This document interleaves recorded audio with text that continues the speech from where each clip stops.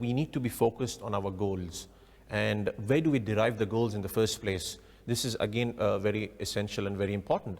So sadly, for a lot of people, Ramadan is about cooking competitions. For some people, it's just about sports. For some people, it's just about tournaments.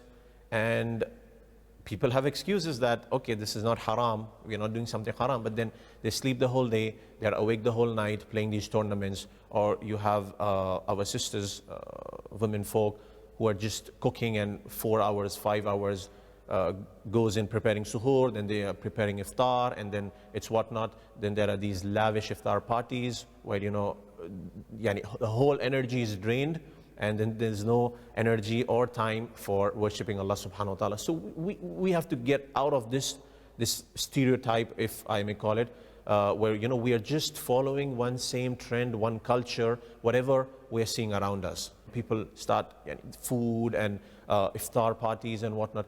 Ramadan is not just about this. Ramadan is about purifying ourselves. This is the essence of Ramadan. And repentance, changing ourselves from our evil lifestyle, this is one of the primary goals of the month of Ramadan.